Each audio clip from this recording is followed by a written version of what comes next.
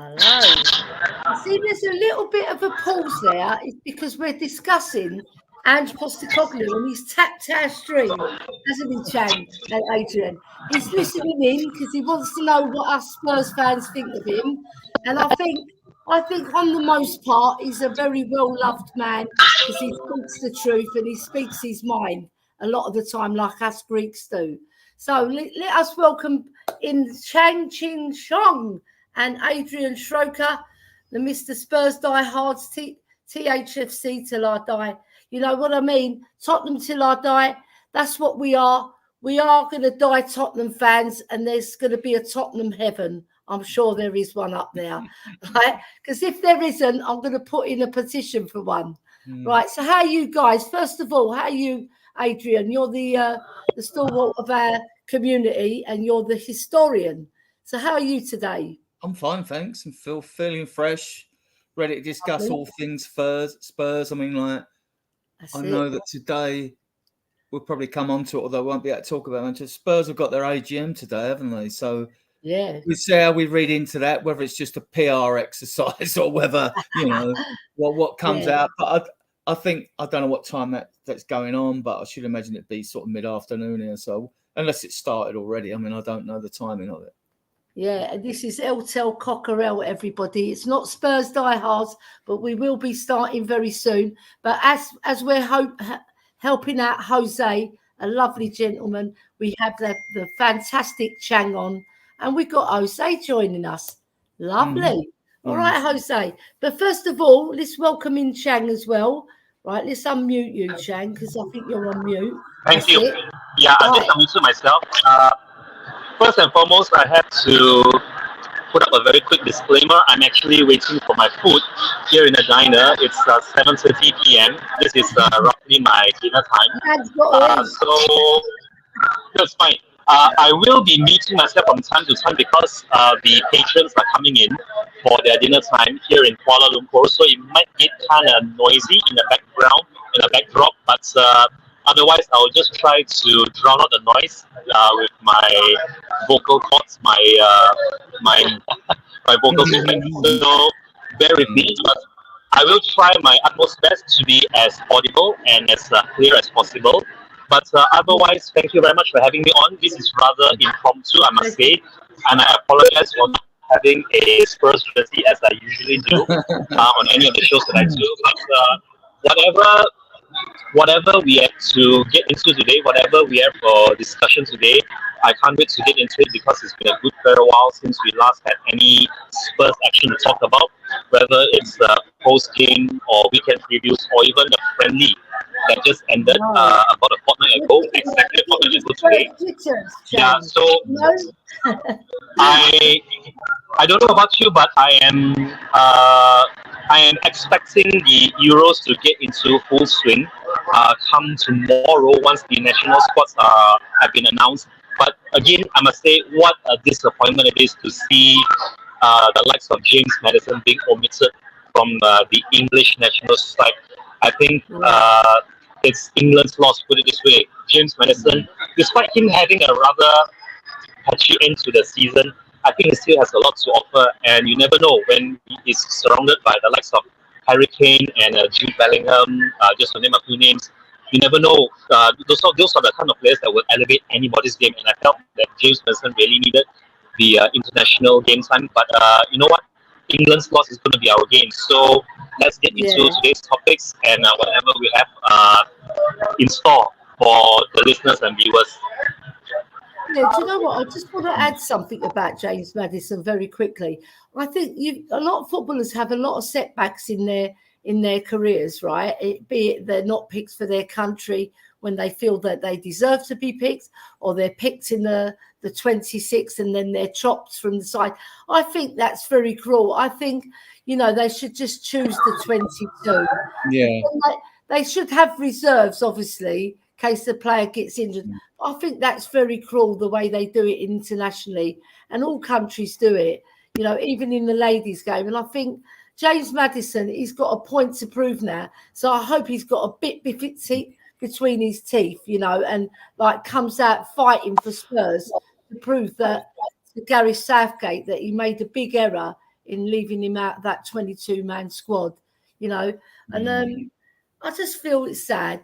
Anyway, we've got to move on. We've got to move on to the big man himself, Big Ange, as we know him, right? Ange Ball, as it's very been coined, and obviously the Robbie Williams song that came out about him that was absolutely fabulous. It got everybody united. We were one fan base once again. All right, there were times when the fan base went a bit AWOL, but that's the fan base, you know. We are quite a reactionary fan base, I must admit, but we have had Ange in our hearts for most of the season because of the way that he plays football. In my personal opinion, I love him, right? He's not everybody's cup of tea. We know that. So I just wanted to get some thoughts from you two boys before I join let the chat join. So I just wanted to get a brief overview of what you think Ange will do from next season, especially. Do you think he will be backed, first of all? That'll go to Adrian. Yeah, we'll definitely be backed. We have no choice but to back him. We always say every transfer window, this window is the most important. But after, the dross we've been served up under the 3 previous managers, I mean, we have to back him, and he will be backed, and the money is there. It is there. And I trust in Ange. I'm Ange in all next season, because it's sad nowadays with the pace of life that people's patient levels is about as strong as the attention span of a goldfish, right? They just can't. It's like, it's a knee-jerk reaction after every game. If it's a loser or draw, it's like the world's come to an end or something. And people need to take a reality check. And because if you look back, all that rhetoric from other people, Spurs fans, good and bad, they're well-intentioned. I'm not knocking them for that. They're entitled to their opinions, right? And look where we end up. We lose a world-class striker in Harry Kane. We finish 5th. We're in the Europa League. And the Europa League is going to be an absolute boon for us. A boon for us, which we'll go into later. I really like the European nights as well. And Chang, how do you feel about that? Do you think Ange is going to be backed? I certainly hope so, because otherwise there's absolutely no point in having Daniel Levy and Enoch around any longer. Although the warning signs are there, I'm not going to lie. The loan extension for Timo Werner, who's purportedly on 165 grand a week just to be a big part squad player and not really what we are expecting to be, a certain starter. If Big Ange really is serious about challenging, not just for the title, but for silverware at that come next season, I really do hope that Daniel Levy and Enoch have a lot more in store for us. The signs are promising. I mean, there are rumors, there are the telltale gossips making the rounds now, saying that Eberechi Eze has been approached by Spurs, that we are so-called in talks with his camp, and we are now linked to more household names. We are linked to higher regarded household names, maybe the likes of Jota, and Jimenez, even Conor Gallagher to a certain extent. Although those rumors about Conor Gallagher are starting to take a left turn, seeing as how he's openly and publicly come up saying how he would very much like to remain under the new stewardship, the new regime at Chelsea. But I'm fairly certain, and I am quietly confident, that Big Ange will get most of his players in, provided his transfer targets are willing to make the transfer to N17, and their current parent clubs are willing to do business with Spurs. That, I feel, is the major stumbling block. If the Daniel Levy of old is going to haggle and going to try and stinge over a couple £1 million, I'm afraid to say that we are just back to square one. It's just going to be a never-ending, continuous, endless, vicious cycle of forever being, trying to do business amongst the bargain players that not many clubs are after. So I really hope we break that vicious cycle. But otherwise, it's been a fairly positive first season for Big Ange, and I can only expect more of the same, or rather better things come next season. With that, back to you, Queen Ellie. Thank you, King Chang. Right, so we're going to join the chat now because there's a lot of people coming in, and we don't want to neglect the chat. So we got Donna Cullen saying, "Wagwan, Mr. Chang." Yes, Wagwan. Right, you know what that means. All right. So then we got Shem Tan. Good afternoon to everyone in the chat too. Drew La, Mr. Brian, Destiny's Child. Woo! Come on. Right, so Donna Callan saying, Wagwan, Mr. Schrocker. Yes, Wagwan. Daniel Coyes is saying, Maddison don't deserve to go to the Euros. Take your Tottenham. True, that is true, though. His form hasn't been good enough, has it? Yeah, I agree. It's a bit of what I mentioned, a bit of a bummer because, like, he gets chopped. And like you think you're going to go, and then you don't go. Yeah. I suppose that's a bonus for us. Probably expected we ain't got to worry about him getting injured on a. That's right, and he can watch it with me. He can come round my house, and he can watch the Euros anytime. Don't tell the wife. Right. Hi all. 9:40 in Melbourne, says Peter. Peter's a regular as well. Hello, Pete, mate. Very, very big regular, and we love you in here. You've got some fantastic comments and. We like your feedback. So Beyond 72, another regular. If Angie's asked about Maddison, he needs to put it out there that he needs more protection from refs as he was getting kicked every game early in the season. Yeah, I agree, but he has to toughen up. Yeah. He's quite a slight boy. I think I would work on his physicality and a little bit of shithousery because he's got a little bit of a niggle, old Maddison. If he gives a dig, he'll give one back. You saw it against Sheffield United. You saw it against Nottingham Forest with that Yates. So, he's got that in him. But I think what he has to do is keep his discipline quite cool. And then I think just build himself up a little bit. Maybe eat a few steaks or something. I don't know. Maybe I'm going down the wrong path. Some players are slight, right? More importantly, he needs to step up, though. I mean, when people suggest he needs someone alongside him, no. You have to earn your right to be in that team and play well. He needs to step up. I mean, he tries. He's trying. It's just not coming off at the moment. He showed signs of improvement towards the end of the season. So did others who haven't performed. But even Basuma showed signs of improvement. I get you. It shows a lack of maybe. Not experience, because he has got the experience. It's a lack of tenacity in his play.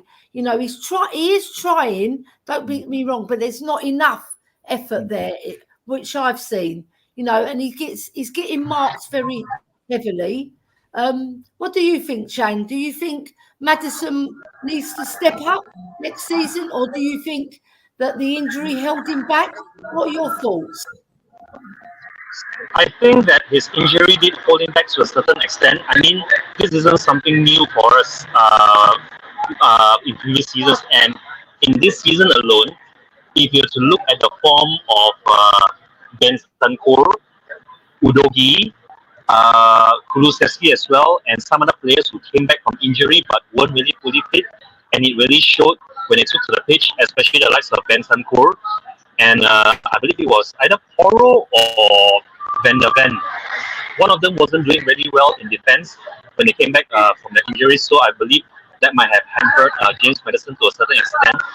But after however many weeks or even months leading up to the end of the season, after you recover from the injury and you've had a few matches under your belt, you still need to step up big time. You can't just perpetually use your recovery from injury as an excuse. And I believe Big Ange had every right to drop Maddison for those couple of games towards the end of the season, especially when his form completely tailed off. And you could see he was really, really struggling. This was even before we got hammered by Newcastle, Liverpool, Arsenal, and also City.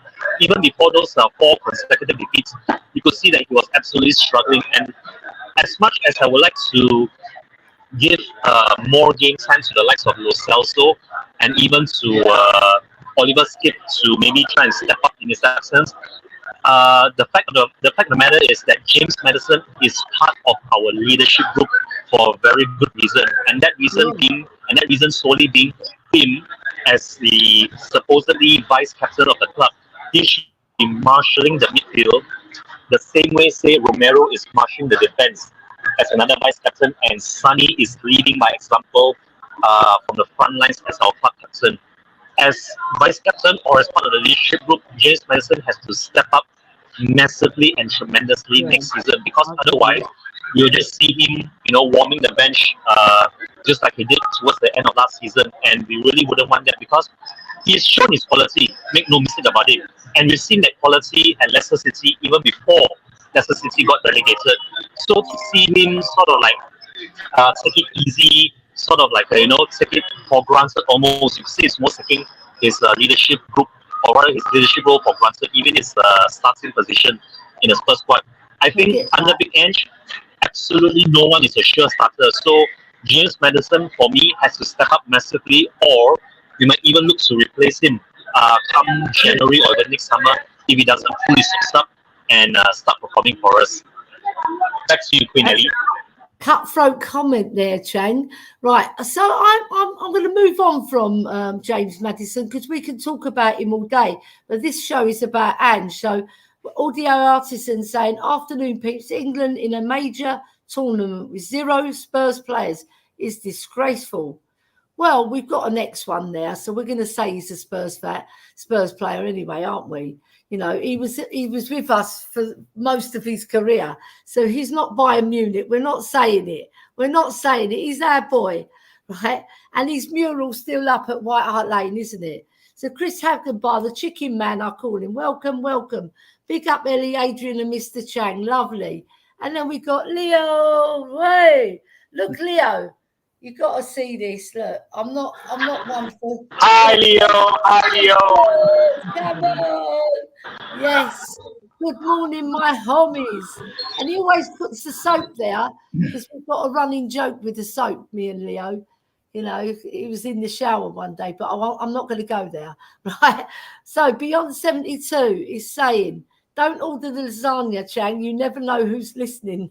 I love it. Well, you got to eat, Chang, because we have a saying in the construction industry, like before I was retired, empty sacks don't stand up, Chang. Empty sacks don't stand up. You have to eat. I mean, if you did order the lasagna, Chang, I would order a sick bucket with it. Right, the next one, Jimbo. Afternoon, Ellie, Adrian, and Chang, and all in the chat.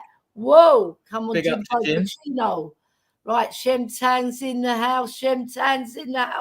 Queen Ellie, Hoybier, Bentacore, Werner, Maddison, and Mr. Adrian, and the nicest young-looking old man, Mr. Chibi Ching Chang. Lovely to see. Chang looks so young, doesn't he? Oh no, he looks about 12. To see such a wonderful panel today.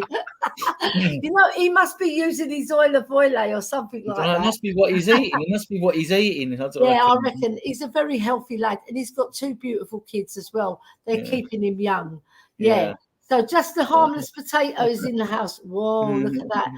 You're making me hungry. I haven't even had a sausage. Just rice. It's just rice. It's lovely.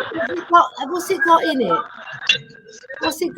Chang? Well, it's got bean sprouts. I'm not sure if you can see. There are some bean sprouts, some green peas, and green peas, and even asparagus as well. Oh, it's very nutritious. Very nutritious.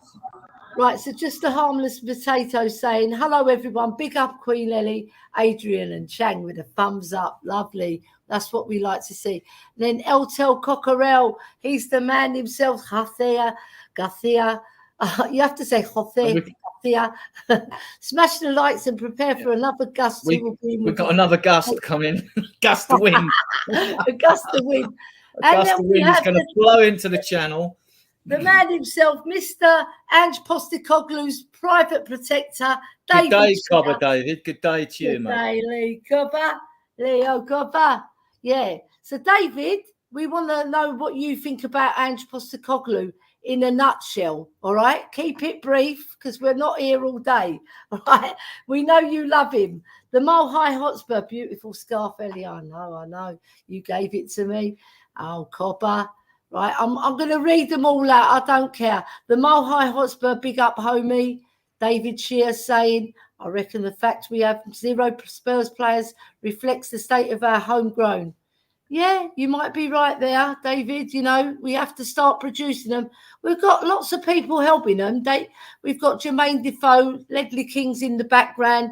Then we've got Mason, who was a Spurs junior himself and came through the ranks. So, you know, we're going to see the fruits of our labour. You wait. All those kids, they're going to come to fruition. It's just whether they're going to get a chance under Ange. And I think he did manage the under-21s in Australia. So he has got a bit of a soft spot for the youngsters. So there's some hope there. You know, we can only hope that we're going to see the likes of Donley, Divine, Mikey Moore, even though he's very, very young, and a few others scattered around. Obviously, I like Dane Scarlett myself. And then we got Troy Parrott coming back from Excelsior, haven't we? So there's a lot to look forward to. David Shears, please sub and like. Of course, that goes without say, but thank you very much. Good day, Spud. Yeah, that's what we are, the Spudders. Good day, Adrian Cobber. Shem Tan's coming in with Mr. Chan doesn't have kids because he's only 12 years old. He cuts the pictures out of catalogues. That is so funny, man. Eltel Cockerell guest. Oh, right. Now we've got John from Leeds United FC Garside. Big up all and hit the like button, peeps. MOT. Of course. We're going to have to hit the like button because if you don't, you know I'm Greek and I'm part of the Greek mafia, don't you? Right, so there you go. Daniel Coyce, not really. There's good English players out there. Look at the last World Cup. How many did we have? 5 or 6 for England. And Kane was the only one who comes from our academy. Maybe just signed good players. I don't know. I mean, what do you guys think of that? Because I like to get your feedback. We had Kane, Dele Alli, didn't we? We had Skip and Winks, and we had Walker and Rose. Oh, and we had Eric Dyer as well. So, and funny enough, I get this, especially with the Premier League. When we had, I mean, Skip wasn't really in there, but we had 6, right? The other 6 out of those 7. But that did coincide with our great run under Pochettino having 6 English players. Now, I'm not against foreign players. Foreign players have been fantastic for our league, right? And as long as they're good enough, look, if we can't find someone to play for us who's good enough and he's English, I mean, we may yet get Eze and Antonian, you know what I mean? That would count. Man. So, but it's just these eras when your squad evolves over time. It's not always going to work out that you're going to have, you know, England internationals. But look at the internationals we are blessed with. You got Van de Ven, you got Vicario, Porro in and out the Spain squad. You know, you doggies playing for Italy now. You got Bentancur, who played really well yesterday for Uruguay because they smashed Mexico, didn't they? Right, and then like, you know, so you're looking at Sonny, right? What more can you say about Son? He's been brilliant for us, and he'll end his career at the club no matter what anybody else says. He's not going nowhere, right? Even if people would like to say we're pinning him down. Yeah. I don't get the because obviously he's the Korean Jesus, isn't he? Come on, everybody. You know, we're not going to get rid of our Carpenter who carves out a lot of goals for us and scores a lot of goals. Okay, some people say he's sporadic with his goal scoring, but at least he's getting on the goal scoring sheet and he's making a difference and he's winning us matches with his goals.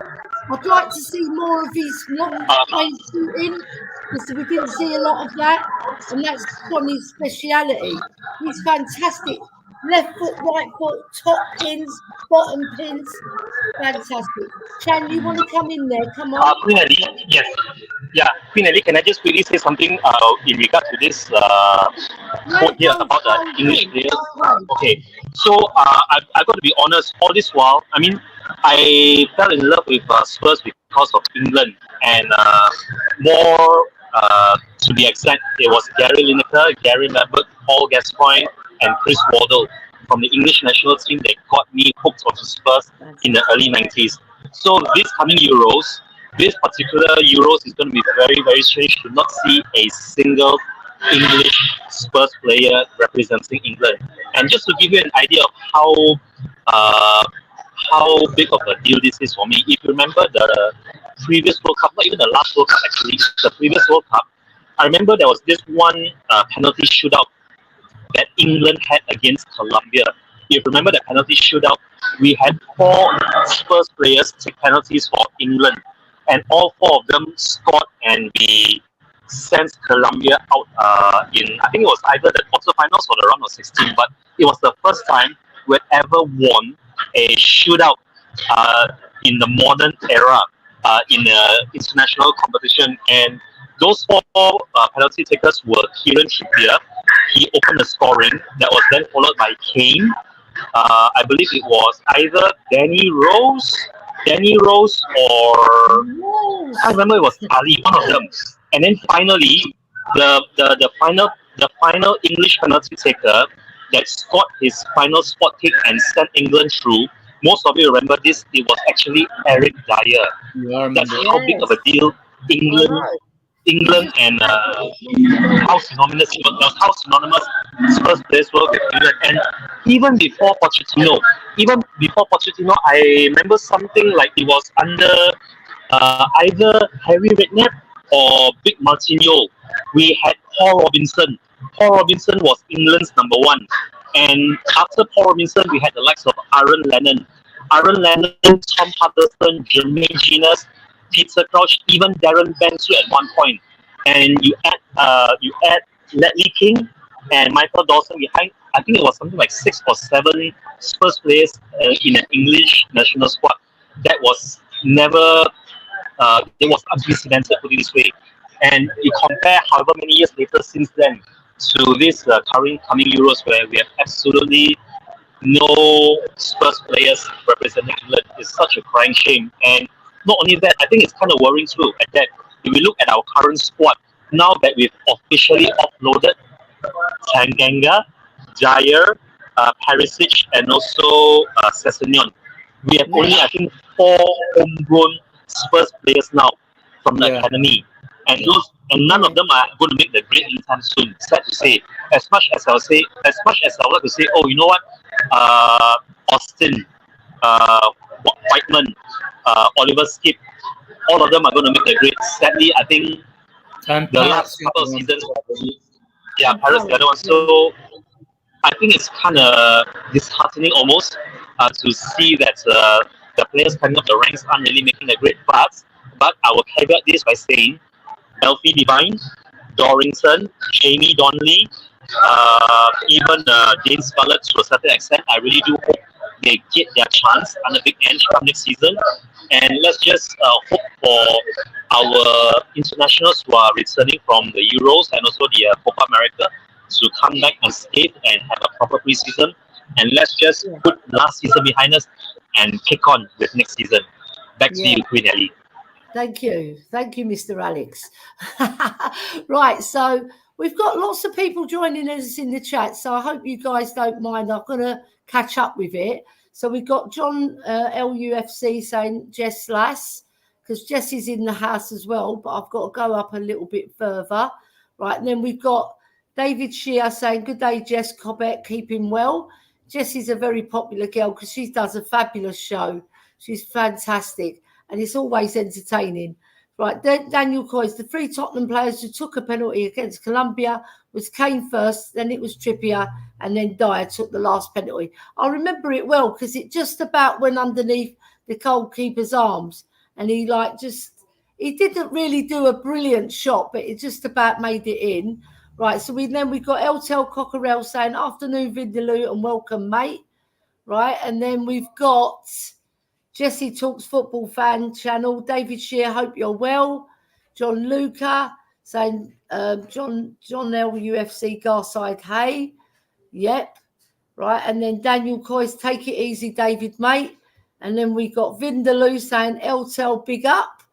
David Shear's coming in with Donnelly is the only one up to speed. Well, that's a bit controversial. Højbjerg and Kulu went up against each other yesterday. Højbjerg scoring from a Christian Eriksen corner, beating Sweden 2-1 in a friendly. You see, my niece, Drew Lala, she's got my back, hasn't she? She's obviously promoting Højbjerg.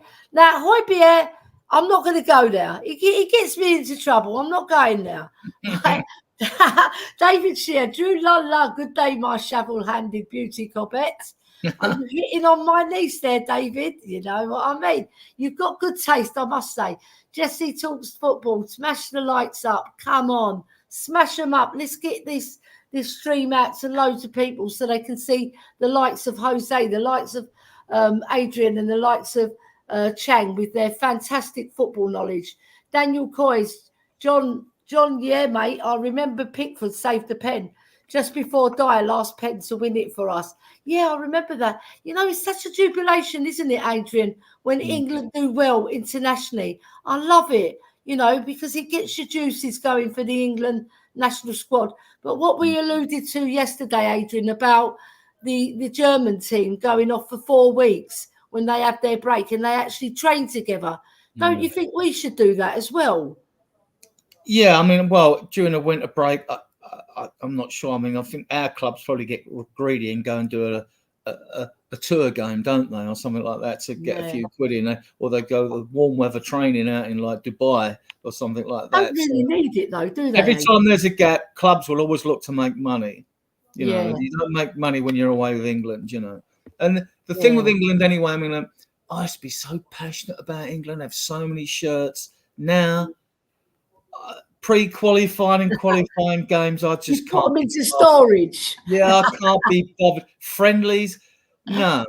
Friendlies. Look, what do you expect a game when you're making 7, 8, 9 substitutes? You know what I mean? Friendlies don't do it for me at all.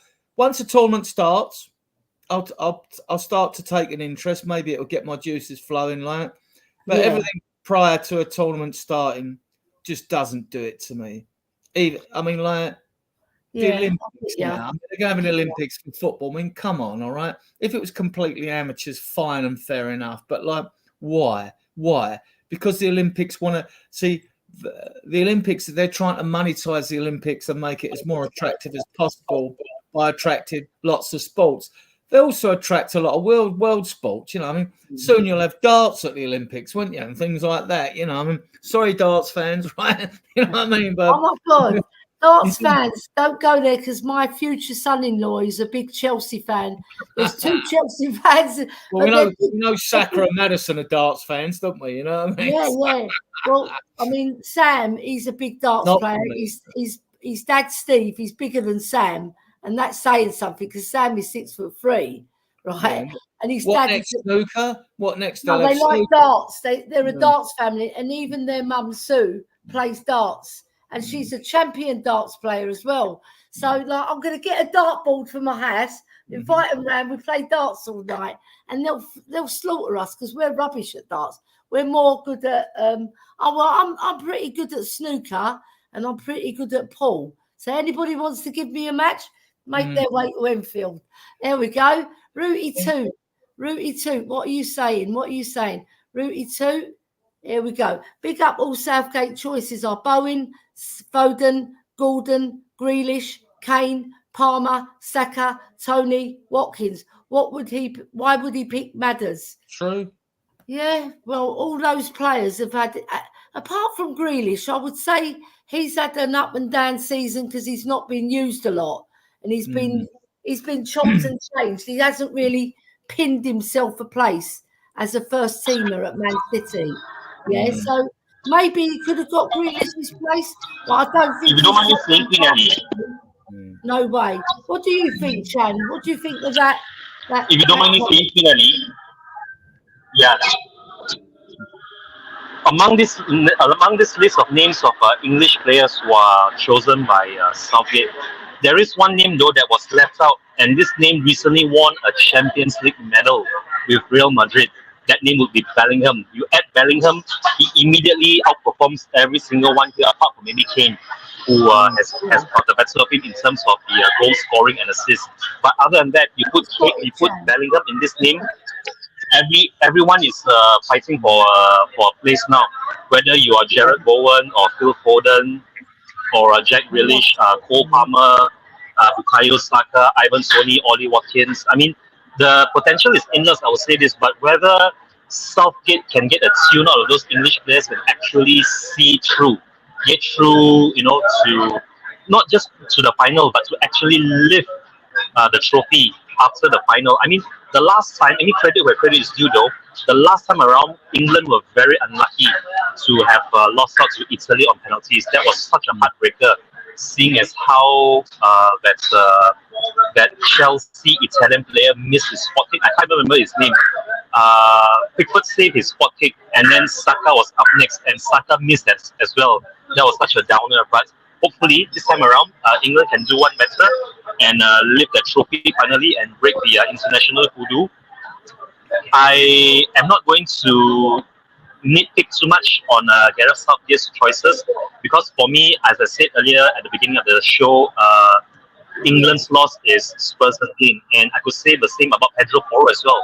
I mean, given how Pedro Porro has been performing for us this season, it came as a bit of a shock for me why Pedro Porro was dropped from the Spanish national side. But again, I mean, it's Spain's loss and our gain, because that would just mean that Pedro Porro will be up and ready for the friendlies and pre-season when the time is right. So let's just hope for no injuries for all our international players who are returning from the internationals.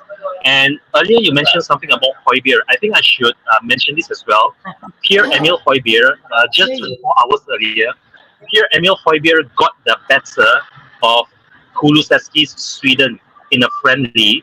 And what was very poignant and sweet about it was that the match winner was scored by Eriksson in the very same stadium that he collapsed 3 years ago, almost around this time during that Euros where he just collapsed. So it was the very same stadium that Eriksson collapsed 3 years ago, and he returned to score the winner for Denmark against Sweden. So well done to Christian Eriksson, and congratulations, Pierre-Emile Højbjerg.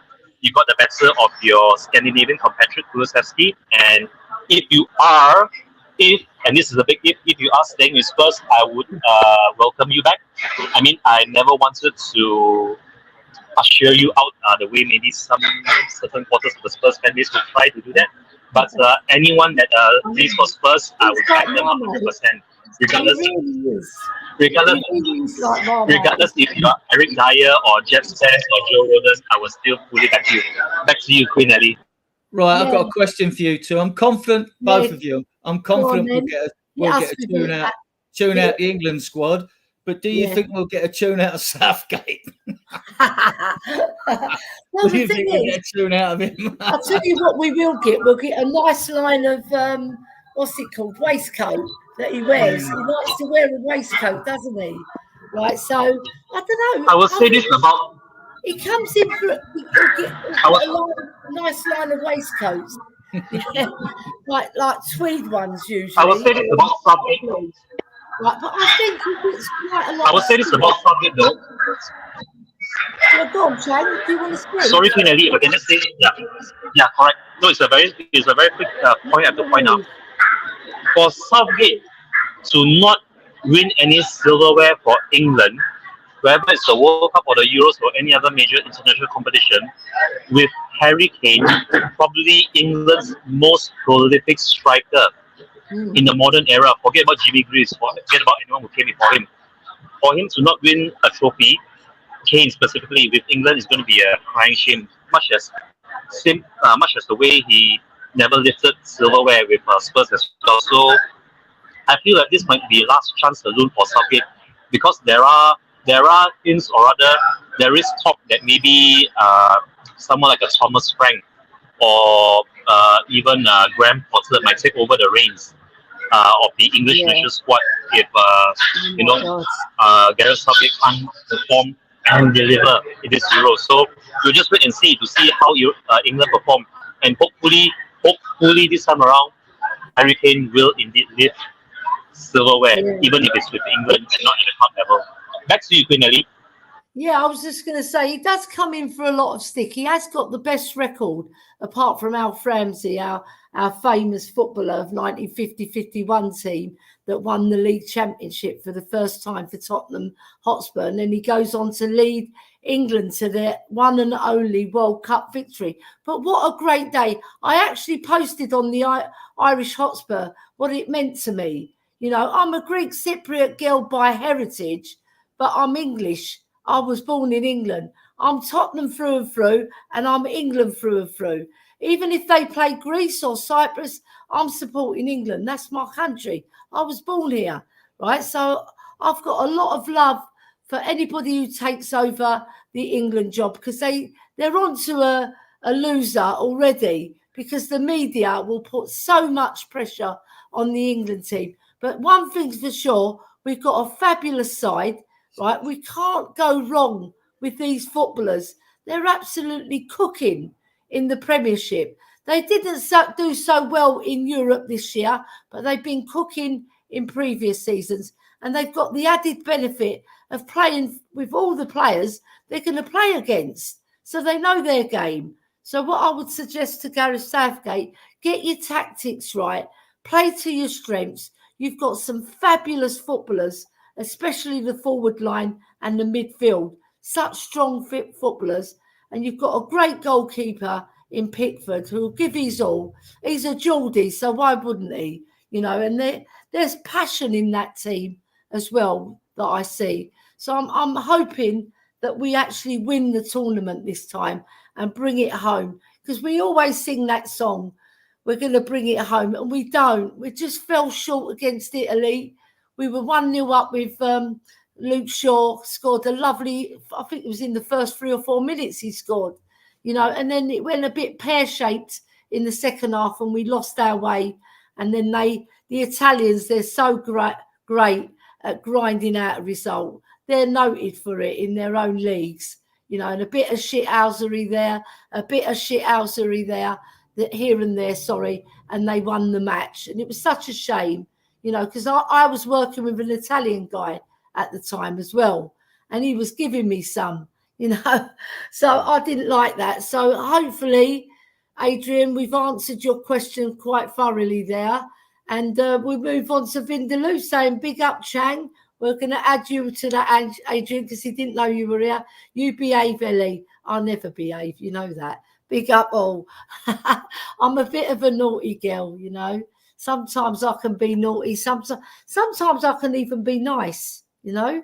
Right, so Vindaloo, again, I've been told Hudson-Odoi is looking good. The Tottenham crew spoke with the Hudson camp yesterday. Well, I didn't know this. So I'm not keeping up with the transfer news, because when I was preparing for the show, you know, there's a lot to do and a lot of questions I want to put to you guys about Ange Postecoglou. But let's go on this one with Adrian. Adrian, what do you think of Hudson-Odoi? Would you like him at Spurs? I haven't really seen enough of him. The glimpses I've seen, he looks a decent player. Forest paid 3 million for him, didn't have Chelsea? Yeah. I think he won about 30. We're also linked with, there's also 10 years links to Morgan Gibbs-White, but with links with midfielders and Odoi, Gibbs-White is not sort of the box-to-box 8-to-8 that Ange is looking for. With Hudson-Odoi, he offers something. He wouldn't be a sexy signing. I'd rather us get a couple of marquee signings in. I'd rather us get Eze in, whether it's Tony or Jimenez, who reckon Jimenez says yes. I don't think Ange fancies Tony, but I could be proved wrong. And then other to me marquee signings would be like Nico Williams or Danny Olmo.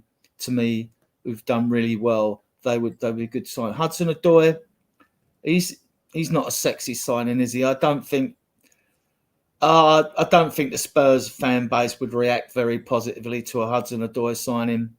You know, I'd rather go for a Nico Williams instead, you know, definitely, or a Danny Olmo.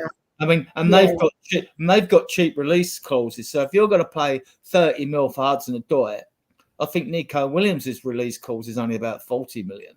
And the same for Danny Olmo at Leipzig, isn't it? I think like he's got something like 43 million. No, there are more exciting, sexier deals to be done than Hudson-Odoi. Yeah. How about you, Chang? What do you think about Hudson-Odoi? I think everything that needs to be said about Hudson-Odoi has already been pretty much covered by Mrs. Roker, in which I myself personally have not seen enough of him to convince me that he is going to be part of the Big Ange revolution, especially if Big Ange is in this series in challenging on all fronts too, for that matter. So Yeah, I mean, if we had to get players of a certain caliber that would certainly elevate Spurs to that next level, that top tier level, let's just push the boat out for Aberrache Eze. Spend however much it needs, or rather, however much it takes to price him away from Crystal Palace. You could, I mean, honestly, if I had to say, if I had to spend £100 million on a marquee signing, the same way Arsenal spends that same amount of money for Declan Rice. Let's say Eze is available for upwards of 80 to 85, maybe just below £90 million. I would certainly break our transfer record for Eze, provided Eze is indeed interested in staying in London, and Crystal Palace are willing to do a deal for him with us, because Daniel Levy can be known as a very tough negotiator. He's certainly had his run-ins in previous transactions where the opposition chairman, or rather the chairman that he's dealing with, have come up with very nasty things to say about Levy. But assuming Palace are willing to do business with us for Eze, let's just break the bank for Eze and see how it goes, because we've already seen Eze in abundance and his talent is clear for all to see. And there are very, very, very subtle sort of hints that our camp, our Spurs players, our management, our coaching staff are sort of very buddy with Eze. So let's just push the boat out for him, see how he responds to our offer. And if he does welcome to N17, I would say that we should build a team around him.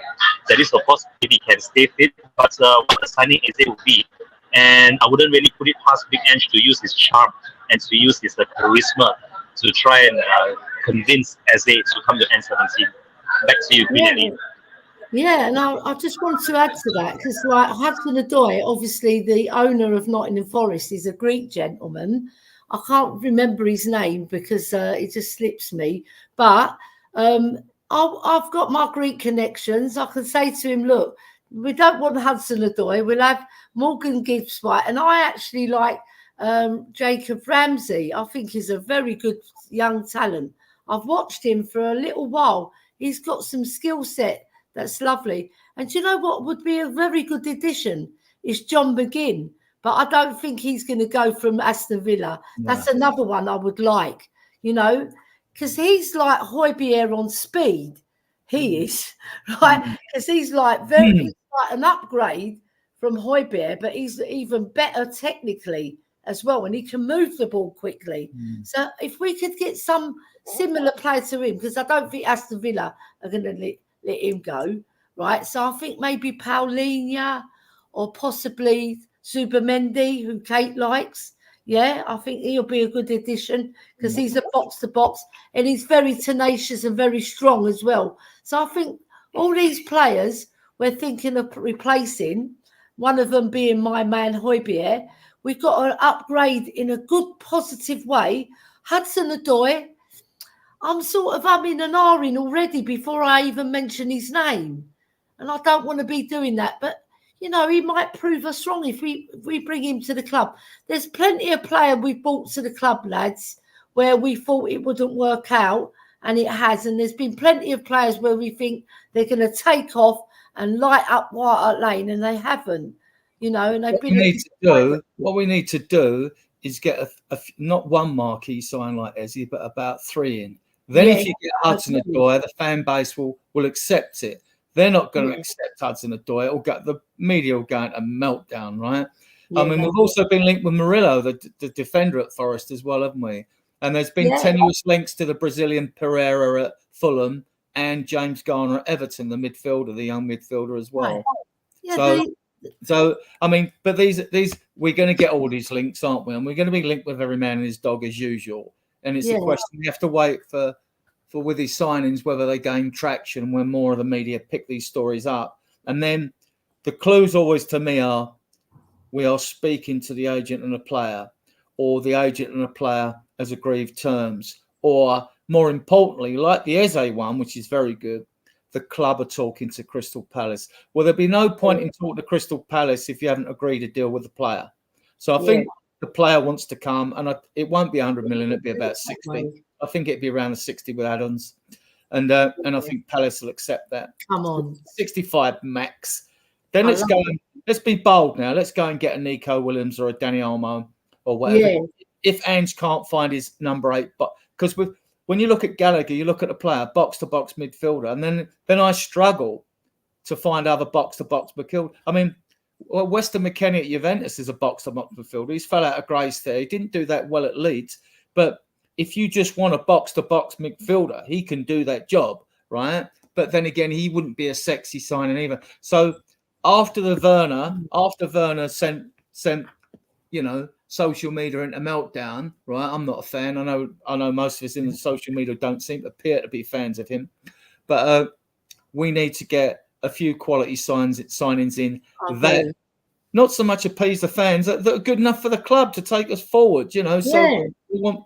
I'd love Vlahovic as a forward person. If we got Jimenez, it wouldn't bother me. If we got Tony, that wouldn't bother me either. He's homegrown. Talks of Marcus Edwards and Carl Walker-Peters just because we've only got 4 academy-trained homegrown players out of our 8 homegrown. No, thank you. Edwards hasn't been playing that regularly for Sporting in the latter end of the season anyway. And Carl Walker-Peters, was he 25 now? He could do a job. I want more. I'd love a Cambiasso at Juventus. I can't name too many fullbacks because I don't think. I mean, Robinson at Fulham.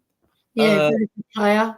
Yeah, I mean, there's that striker at Fulham as well, Adrian, the Brazilian guy. I think his name's Muniz. The striker that scored against us. Yeah, his movement is excellent. Yeah, we looked at him, but see, the point is we do this, and it happens in the media all the time. When someone has one good season, I like the look of Serhii Guirassy at Stuttgart. He's 28. Yeah. I mean, he's good on the ball. He's a handful. He's a real handful. He's fast. He can ping a ball out to the wings if he's like in attacking position in midfield and that. He looks good. Defensively and pressing, questionable. But for the money they're asking, it's not a question to me of the money. It's the question of the quality of the player. Whether he's a 20 million player or a 60 million player, is he going to improve us? I think Guirassy could do a job, but there are still better strikers out there. There's a dearth of them. I still think Vlahovic would suit the system perfectly, but I think it's going to be Jimenez and Tony. If Ange, any sniff of baggage and attitude problems, and Ange won't go near a player. He won't go near him. Plus, Jimenez is younger as well, and Ange seems to he does seem to go for younger players. You can have an older centre-back and an older goalkeeper. They can play it well into their 30s, You look at Varane and players like that and the centre-back that Thiago that Chelsea let go, so they can play if they read the game well, I mean, John Terry didn't have the greatest pace, but, he was a good footballer, wasn't he? So, so with the rumours, I'm thinking of we're linked with the 2 brothers, the Doué brothers from Rennes. One's a right back and the other one's the winger. The winger, everybody's saying, reports I read today about him earlier were saying they've never seen nothing like him, right? Well, I don't know who they is for a start of, because France have produced some good wingers, right? Oh, yeah, definitely. And the brother's a right back as well. So that's got the attention more than the winger, right? The right back got the attention more than the winger because Emerson Arsene Wenger creamed off most of the French talent and made Arsenal into the Invincibles. So the French boys can play. But the ones we bought. Wenger had a fantastic group of French players in his academy, and they won everything, right? Of course. But how many of them actually made it through to the first team? Yeah, that's the point, Adrian. You make a good point. But the ones that Arsene Wenger brought over from France, he'd already tapped them up before they were going to be Arsenal players. I mean, like the likes of Thierry Henry. I mean, he set the Premiership alight. He didn't just set Arsenal alight. He set the whole Premiership alight. And then you added the Dutchman Bergkamp to that. bloody hell, they were cooking, weren't they? But you know what? We want to be cooking now. Yeah. Arsenal, get out of the kitchen. We're cooking. We're going to be. We're going to be adding all these spicy players, all these sexy players, as young Adrian alluded to. The sexy player. That's what we like. And you know what? It makes your juices go when you get a marquee signing, right? You do need your marquee signings. You do, and I reckon we do need 3, Adrian. Yeah. Right? So I want to get back to Ange Postecoglou now, because this is the topic we're looking at. Right, Ange Postecoglou. I want to know, lads. First, you, Chang. Right, Ange Postecoglou. Where does he go from here? Does he get backed? Does he get the sack? Or does he keep his job and he makes us into Spurs, the great side that we want us all to become? Because at the end of the day, we don't want to be finishing 5th next season. Let me just quickly decline. You can hear me. Let me just quickly decline Jose's call first. I'm sure he's trying to contact me. Let me just try and put this out. Are you having internet problems? I can understand, Chang. It is a little bit. Yeah. Apologies, everyone. I think my microphone has been disconnected. Are you going to get disconnected? Is that what you're saying? No, he said his microphone's been disconnected. Yeah. But he's actually Okay, right. I'll pose the same question to. I know it's a lot to take. Maybe if we start with, do you think he's going to keep his job first of all? Yeah, he's got all next season, and I don't see why not. Because I think with introductions, I'm confident we will have a good season anyway, and I want us, and I'm confident because I know we're going to bring players in, right? We know players are going to go out. You know, we know like Emerson, Gill, Lo Celso. Let's hope Ndombele goes for 100 barrels of oil and a few camels to Saudi Arabia or something like that. And then you've got. Are you sure it's going to be 100 barrels? Well, we could halve it, 50. If they've got a McDonald's in Saudi, he'll go. That'll tempt him, won't it? So, like, yeah, you got. Yeah, there's still quite a few to go out that will get money on. I mean, I did 8 after 4 went yesterday, and let's be fair. I wish Tanganga and Sessegnon all the best. Sessegnon, you got to feel sorry for him the way his career's panned out at Spurs. Yeah. And Tanganga, sad. Some fans complain about why he's going, but I just think it's simply because his wages, if he's on like 40, 50 grand a year, that's over 2 million a year, 2.5 million a year. Yeah. That is about all you were going to get off a mill anyway. No one's going to pay any more. So, you know, what's the max you could have got for 3 or 4 maybe? No one's going to go higher than that for him, like, because he's had his back from injuries and all that. So, like, I just think it was an even thing to do, and you get a player off the rotor, don't you? So that's why he's gone. That's why Sessegnon's gone, right? So that's good. Looking at that, let's keep it on Ange, though. Let's keep it on Ange. Right. He will. Yeah. I mean, like, look, he's got a golden opportunity as well now. I mean, what Ange has got to do, more importantly, forget the FA Cup for now. They want to go for the 3 cups and a higher finish than 5th, right? So he goes hard at best team you can for the League Cup, because that game disappears. Yeah. This is the key, though, the Europa League. This is a trophy I'd want to win out of all 3 of them, right? And you've got 8 games against 8 different teams. You don't know which ones you're going to play at home and away. You're going to have 4 away and 4 away games, 4 home and 4 away games before you get to the knockout stages. Now, we go hard in Europa League, right? Even if we're 3-0 up, we play a youngster. What we want is to win the first 4 or 5 a game, have 3 dead rubbers where we really can have a look at some more of the youngsters.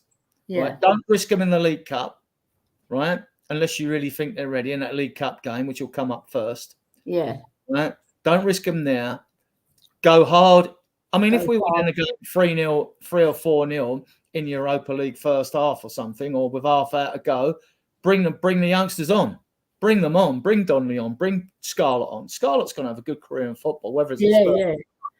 Parrott's got to stay because he's one of the academy homegrown for Europe. Give him a go. You know. Yeah. I mean, he's matured a lot as well, Adrian. Yeah. Like his camp really made him shape up. He's gone over to Excelsior and he's really done a very good job in a very tough league. The Dutch league is very good. You know, you've got very good technicians there, and I think he scored over 20 goals. So, you know, look, he's got goals in a poor side. That's also a plus.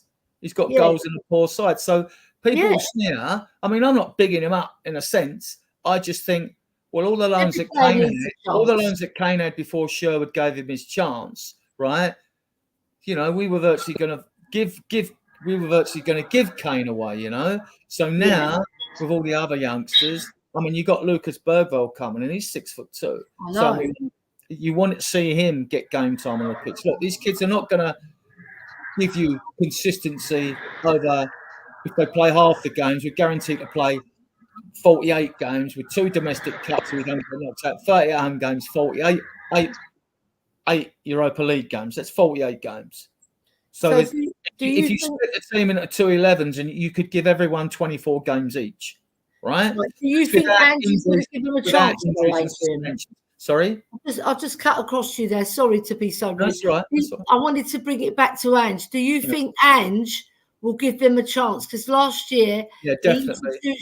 Definitely. So and you will see the signs on this, because now with Ange, he's got 6 preseason friendlies now. I think you got 2 in Japan. Apart from Kobe, I think they've arranged another game in Japan as well. Then you've got the 2 against Bayern Munich. I mean, Japan is just PR exercise. Rake the money in. Same with Bayern being South Korea. Rake the money in, right? Fine. And it gives foreign fans a chance to see the team. So there'll be 3 games. Then you've got Hearts away, because they're 150 centenary, and we got our great captain Dave Mackay from them. Like, you know, and we went there on their 100th centenary and the centenary as well. You've got Hearts. Then you got Bayern Munich at the stadium in August, and we got QPR away. So that's good prep. That's good prep.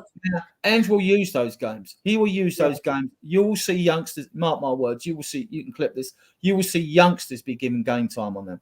I want to see more of Tyrus Hall, because I think he just looks like Moussa Dembele Mark II. I know, he's such a good player. On the ball. I've watched so many under-21 games this year on Spurs play, and they've been an absolute joy to watch and thoroughly deserve their trophies. You can rack most of the players off down to goalkeeper and centre-backs. I'm still looking like, I know Leo Black's a young player at full-back, but him, Charlie Sayers, who we got off of Southend, a full-back. Charlie Sayers' name been around for a long time. Yeah, I just want to bring in Chang there, Adrian. He's putting his hand out. He wants to say something. Correct. I'm very sorry, Queen Ellie, to interrupt you so rudely, but could you kindly give the link to Mr. Brian Daigle? Mr. Brian Daigle would like to come on. He would very much like to come on into the show in Wednesday. He would like to take over from me because I have to call it a day right now. My bedtime is in about half an hour from now at 9 p.m. So as much as I'd like to continue this chat, I think this is it's been a pleasure having you on, man. Always a pleasure. So thank you very much again. Thank you very much for even having me on in the first place. Please send the links to Mr. Brian Daigle, and he'll come on in my stream. Okay. All right. Thank you, everybody. Thank you, Mr. Stroker, Queen Ellie, and also Jose. If you're still listening, I will look forward to more shows in the future. Okay. Let's hope I've sent Brian. Okay. See you soon, everybody. Bye bye. Here we go. See you, Chang. Thanks for coming on, mate. Thank you very much, Chang. Magic. Right, we're bringing on the Mr. Right. Well done, Adrian. Morning, mate. We're not worthy. I heard you were on stream, and not anything to come and spend some time with you, darling, and everyone else.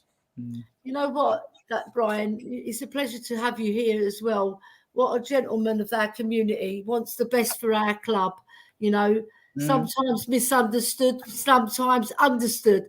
But the main thing is a stalwart of our community, Tottenham on tour. Come on, let's have it. Well, we're talking about Ange today, Brian. What we want to know, do you think this board have got the balls to back this manager? Ellie, all I will say, first of all, if I ever end up doing one of those charity boxing matches, I want you to be my ring announcer with an entrance. Yes. I want you to. Well, Let's get ready to rumble. I need you to do that. Come I need a on. big up to everyone in the chat. I hope everyone is good. What was the question, Ellie? Will the Right, board? the question is, do you think this board has got the balls to back our manager? I see you're easing me in with the very easy questions. Let me get warmed up. Yeah. Could they? Yes. Could they? Yes. Will they? Question mark. Question mark. Question mark. Question mark. Question mark. Listen. What I will say is I've woken up this morning, and remember I'm 5 hours behind you, so it's only 20 to 9 in the morning. You're doing well, looking good. And the ITKs are out in full force today, and I mean full force, which we always get. Yeah. Will he? I really, really hope so. Do I think he will? I think people know my views on that. I won't say, yeah, this time it'll be different. I need to see the proof. If he proves it, I'll come and say, yeah, he's done it. But when it comes to Ange, I hope he's backed. I really, really hope he's backed, because I want to see him be able to do what he can do with the players he wants. And I mean the players he wants. Not you want this guy? Let me get this guy, but a bit cheaper, or a younger, or the player. He wants player X, he gets player X. He wants player A, he gets player A. And it's not going to, listen, I'm not stupid enough, I'm not thick enough to realise it's going to work for every single player. There has to be a bit of give and take on certain players, where he will demand that these players are essential. These are, if possible, and obviously you work down the list. He needs to get a majority of his of the players. He says, that's what I want, and we'll see. Yeah. I want the majority of. We keep getting linked with youngsters like the Dewey brothers, young Joe Bellingham. Listen, I want growth in all aspects of the club. I want the majority of our transfers fund spent on quality signings for Ange. You know, we've got enough good youngsters itself. I mean, these might be just rumours that we're after these people, but we have no intention of going for them. We don't have no traction on any of these. They're just like speculation at present. I mean, like, today is the club's AGM, so we're all going to be reading into that and scrutinising that. We know it's going to be a PR exercise mainly, but it's a question of what we can, read and evaluate between the lines of what's said there. So like we get glimmers of hope from there. Will he be back? Well, since 2019, we've spent 685 mil on 29 players. Name the good ones out of those 29. Right? Only the recent wasting money. That's what I'm saying. That averages out about 23 million a player, which is about our mark, right? So, like, if apart from the recent transfer windows, all I'd say is, I use this term, we have failed better in the transfer market recently. We have failed better. And we know there's been like an evolution at the club regarding the academy. They've done so well.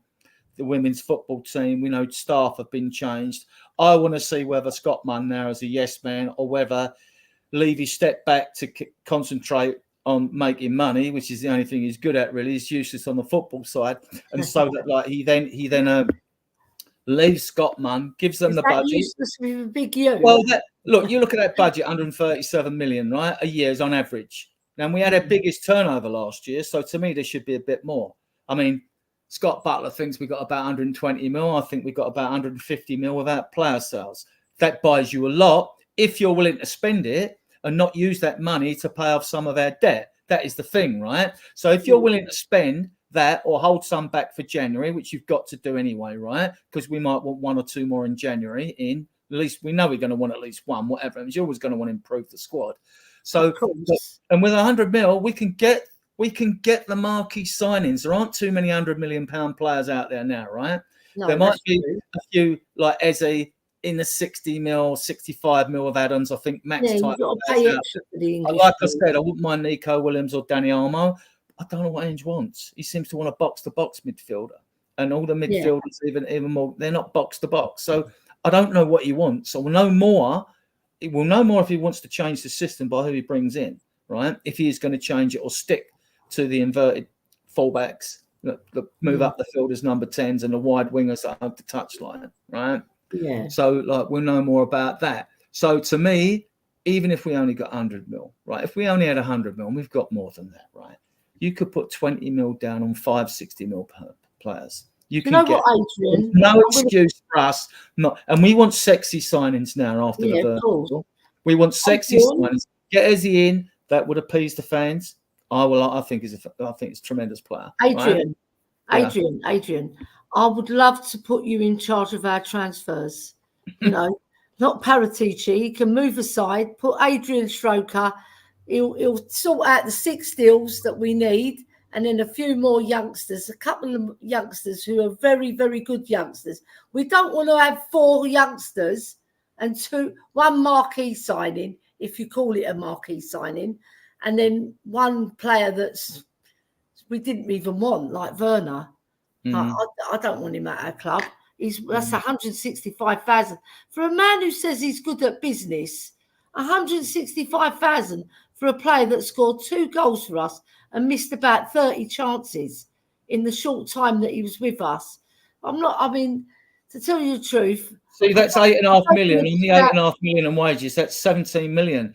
I'd rather, if we were going to get more youngsters and we seem to be flooded with them, with our good academy crop, you could go and get them, one of them Doué brothers for that. You could probably go and get Joe Bellingham for that and not get Werner, right? So, look, Werner, let's kill the Werner thing. I mean, Fox has been shot, really, but just kill it, just to sum up, right?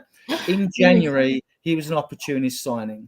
He plays wide, hugs the touchline. He's a good footballer, can't finish his dinner. If he could score goals, it'd be worth 80, 90 million, right? But he can't, right? He can't score goals. He's no good to us. We're never going to win our front three's pants, apart from Son. If we can't score goals, that's it. All right, with Johnson, he's got potential. He's not going nowhere. He's on still got 5 years of a contract to go. Signed a 6th year, right? Like it's common now. So he's going nowhere. But with Werner, I just see him behind Son. I hope Son's on the left and Werner's sitting on the bench personally. But that's what I will say very quickly with Werner, because I don't want to get started. The way you've just described it is us having an Olympic swimmer that can only tread water. Yes. Basically, we've got a player that can get into good positions, I agree, has pace, can get away from players. Or you've got a Greek woman. Shot, it's like, let me just paddle. Listen, like you said, for me now, Werner is yesterday's fish and chip paper. It's done. There's no getting away from it. It's done. There's no need to keep harping on it. There's bigger fish to fry. There's things to move on to. It's done. It's done. And if people just keep it, listen, the only time Werner will come back up, and rightfully so, is if the window is a shocking one. And then rightfully so, it will come racing to the surface. But right now, it's done. There's nothing we can do. We can't change it. It's done. Exactly. It's done. Sorry, give me 2 seconds. I hate to make you all jealous because I don't know what the weather's like back home. I'm just going to have to shut the window and turn the air conditioning on because it's boiling. It's okay. It's a little bit. It was sunnier earlier, but it's a little bit windier.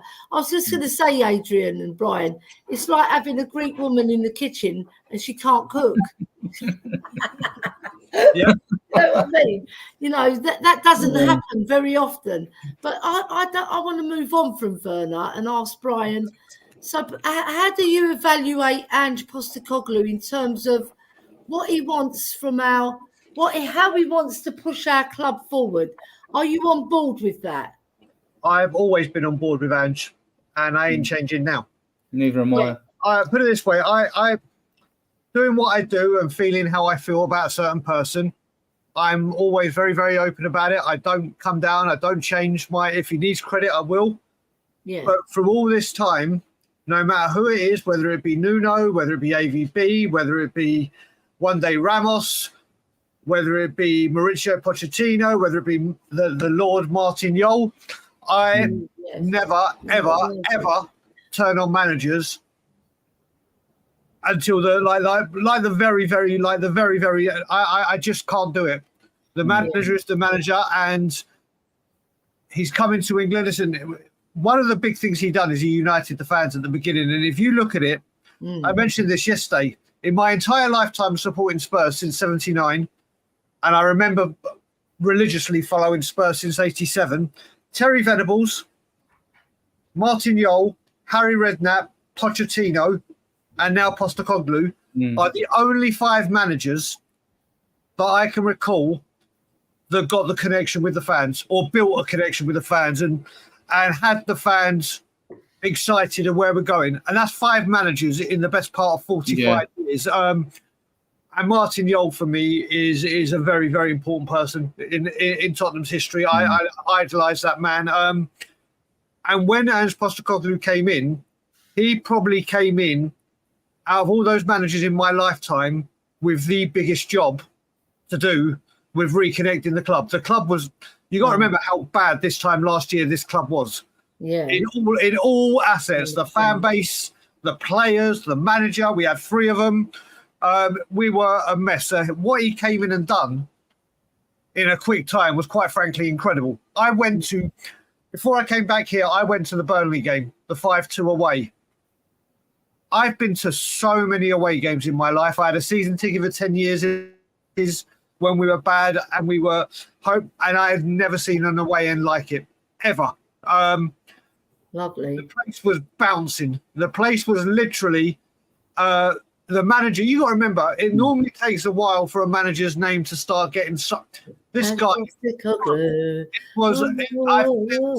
so what he has done, I am fully behind him. I am fully behind him. As I have said though, with this, we're led to believe that he said he needs. All managers say they need 3-4 windows to have their team. Well, after this summer, it's his 3rd window. So he's 75% of the way of those 4 windows. Yeah. So next season, if he gets the players he wants, of course, then there will be a spotlight on him and there will be more pressure on him, and rightfully so. That's any job in any football team in the world. Yeah. But till his last breath as a Spurs manager, I will not. I may question like the set pieces or why does he not drop deep occasionally in games. I will question, but I will always. If he says that's the way I'm going to do it, that's the way he's going to do it, and I will stand by it. Yeah. There's been a lot in a lot of podcasts. There's been a lot of what are called justified critiques on Ange and what he's done throughout the season, but you've got to give the man his due credit. We lose Harry Kane at the beginning of the season, and he gets his 5th when fans were predicting we'd finish mid-table. So I think he's done well. I think Brian, he's got such a good opportunity now because like he will get signings in. We know they're going to come in. The Bold are under pressure, right, to get signings in. It's looking like we're going to get Eze and Santiago, Jimenez anyway, because they both agreed. And talks have gone on. So it's not like these other media links where there's been no contact with agents or no speaking with clubs and things like that. So they look good.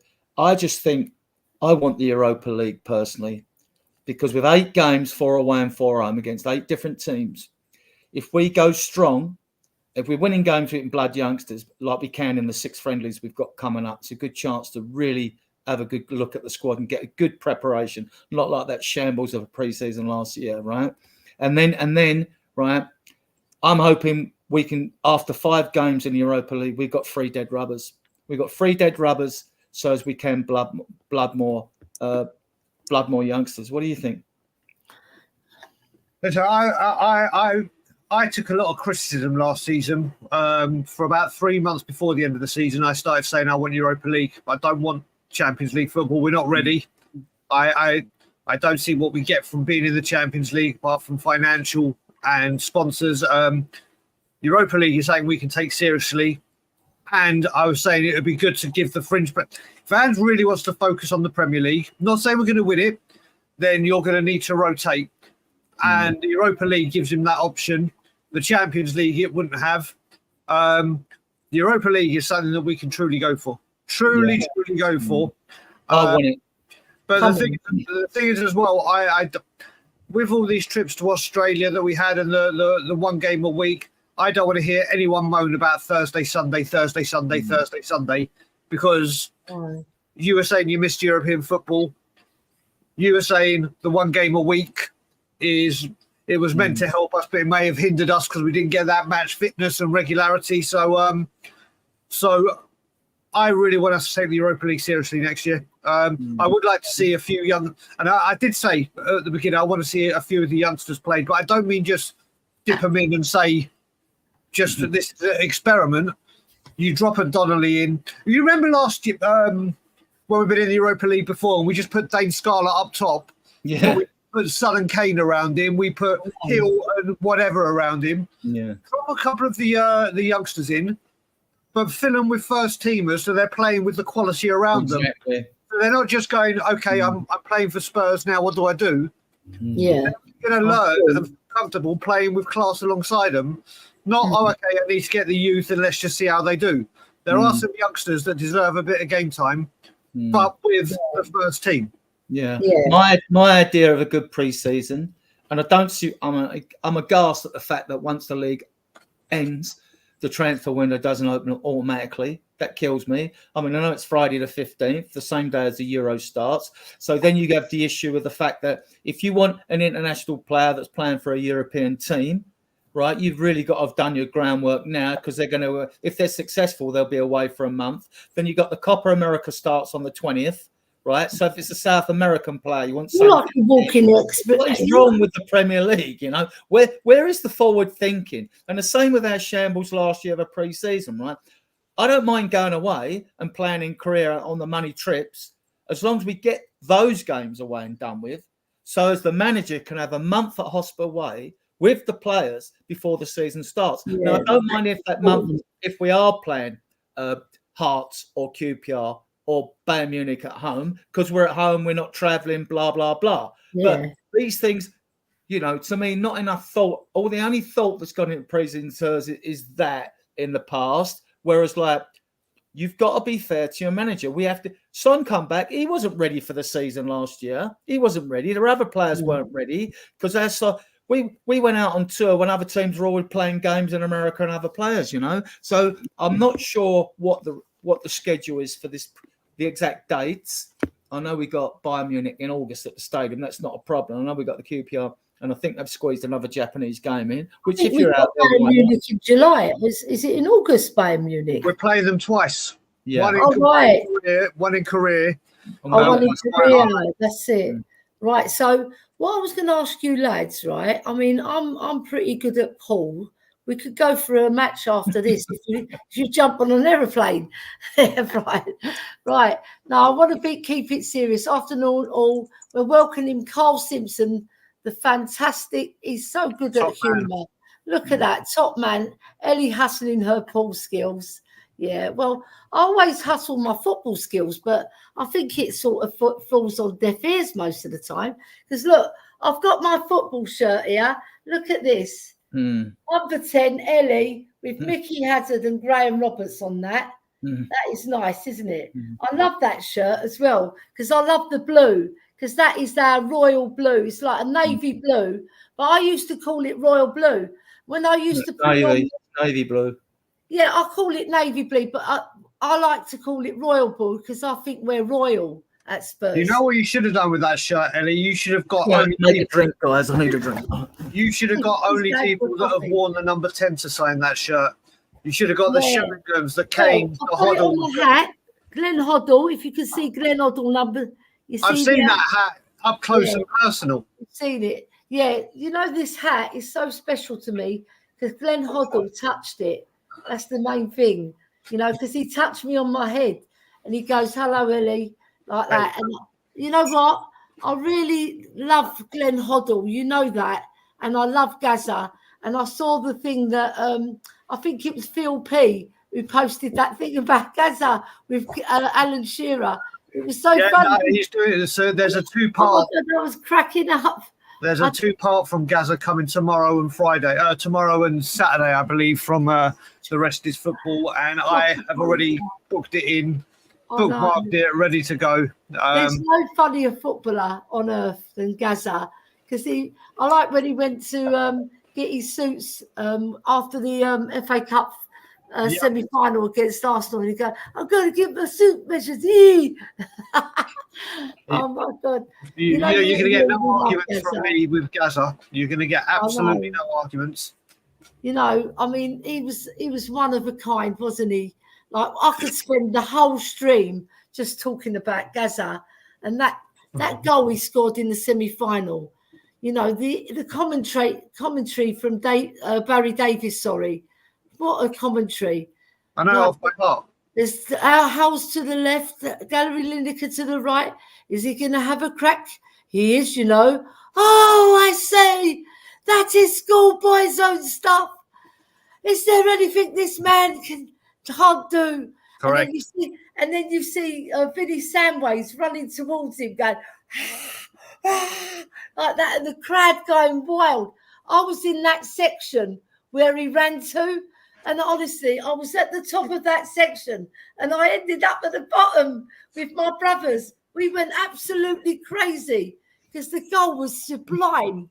Like, to hit that ball with such accuracy to the top corner and land David Seaman on his ass, Oh, it was the most incredible moment, even better than Lucas Moura scoring that hat-trick in the Champions League, because that was like against our arch rivals and making them look stupid, Oh, but over to you, Brian. What did that goal mean to you? Oh, mate, listen, it doesn't matter about what that goal means to me. It's what that man means to me. Yeah, definitely. Listen, I'm a Spurs fan, born and bred. But till the very day that I take my final breath, there will be no better footballer in my eyes that wears the Tottenham Hotspur shirt than Paul Gascoigne. And I include Harry Kane, I include Jurgen. Paul Gascoigne to me is listen, we don't have it a lot. If you look at this football team now, there's not one player I'd say that when they get their foot on the ball, the whole crowd are like, "Oh my God, he's got the ball. What's he going to do with it?" Yeah. We had it with Bale, we had it with Hoddle, we had it with you can get there at Ginola. There are players that get the ball. There are players, no, not even Dembele. No, there's players that get that football, and once the ball is at their feet, you just know you're a split second away from magic. Whether it be he takes on 4 players, whether it be no matter what he does, whenever Paul Gascoigne got the ball, you were on the edge of your seat, like when you're at a roller coaster. You're just waiting for it. He was, and you got to remember for England as well. Italian 90, Euro 96. I still can't believe he only played in one World Cup. Glenn Hoddle was an absolute idiot for not taking him to France. An absolute idiot. Honestly, you put Gazza in that team. He doesn't mean it. Mate, I mean, if Hoddle is watching it, listen, I loved you as a player, but as a manager, you sucked. And not taking Paul Gascoigne was one of the biggest mistakes of your managerial period. He's getting it. But also, you got to remember, I've been fortunate enough to meet Paul Gascoigne on many occasions. Also, I have the connection with him with mental health and being an addict when it comes to alcohol. So the bond I have with Paul Gascoigne is unbreakable. And I listen, he's in arms, isn't he? He's a very special, not just footballer. To me, Paul Gascoigne is a forget his off the field antics. He's a god to me. Paul Gascoigne is a goddamn god. Yeah. Good call. When people ask me, I get a bit facetious. When they ask me my favourite Spurs player, I go the Spurs double side, right? Because I have the pleasure of watching play. But when they pin me down, for me, it's Glenn Hoddle every day of the week and twice on Sundays. Yeah. I mean, best England have ever produced. A good call by Brian on Gascoigne. We've had so many superb, brilliant players at this club. Different players. I mean, that's what I would say. You watch Ginola when he wins the Football Writers and the Players Writers Award in 94, 95 or something like that. And Ginola was outstanding. Wanted more goals from him, as I always do. My front three, I want goals out of you, right? You know what I mean? So, So what you got to remember, Adrian, is I started like the very first season I can specifically remember watching football religiously. It was last season.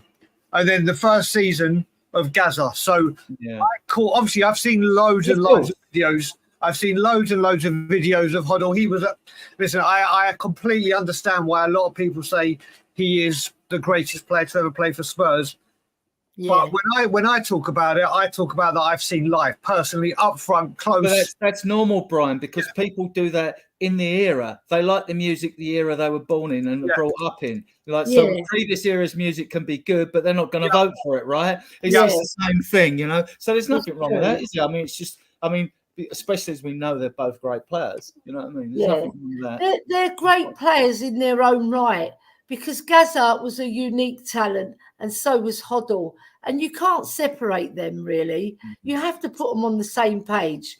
When you're picking two players that brought so much grace to the football club, so much euphoria, so much skill. They were like sublime footballers in their own right. And I just, when I watched Gaza, I thought, yes, what's he going to do next? You know, you are on your edge of your seat, waiting for Gaza to do something miraculous. And he always delivered. I remember that Notts County game, right? I was watching it with my dad. We couldn't get tickets to the match. We were watching it at home. And my husband started laughing when Notts County scored first. And my dad went crazy at him. He goes, "You laughing at my team? You laughing at my team?" And he got a big grapefruit and threw it at my husband, nearly knocking my husband out. And then Gaza comes up with two fantastic goals. And don't forget that goal is Portsmouth. That's Portsmouth. Notts County at home. Notts County, he gave away the first goal, scored the second to get us to the final. Yeah. What was the one where he lost his boot and he scored with his sock on? Yeah. That was against Arsenal, his home debut. Notts County, did he get 2 goals at home? One. Just 1. All right, that's my bad. But the goal he scored without his boot against Arsenal, that's a total maverick goal. Like, you know what? With his sock. Do you know what? When anyone talks about Paul Gascoigne, and when I speak about him so passionately, you look at that FA Cup run. All you need to do, and Tom 81 will remember this very, very well. If you go and watch the highlights, if anyone after this show just types in Spurs 4, Oxford 2, there's a goal that Paul Gascoigne creates the first two, one from a corner, then a header for Lineker. And then the first goal Gaza scores, the commentary for it is quite simple. We're passing it around, it's going nowhere. Paul Gascoigne comes out of nowhere and takes the ball. And the commentator literally says the crowd was happy Gascoigne got the ball because the attack wasn't going anywhere, but it is now. And within 3 seconds, the ball has gone from the halfway line where Gaz has picked it up to the back of the net because he's taken the whole team on and played a 1-2. Just listen to the commentary for Paul Gascoigne's first goal in that game. And when I was saying that's what you'll get copyrighted. Yeah, you'll get copyrighted. That's the problem. But the second, honestly, it's on YouTube. Just literally go and listen to that commentary. The crowd were getting annoyed because we're just going backwards, forwards, side to side, backwards. Gascoigne literally comes and takes the ball off a Spurs player and runs the whole half of the pitch and puts the ball in the net. Bang, just like that. Just like that. Sublime footballer, you know. I'm watching him and I'm watching him in awe because I haven't seen anything like him. Even Glenn Hoddle was a different talent, but he had juices as well. Like Glenn Hoddle, what goals he scored as well, Brian. We must hold our hands up and say, thank God we had these two godly players at our club, you know, and we've had other players since, but I don't think any player. There's players that have come close. There's players that might have had some of Gazza's skills.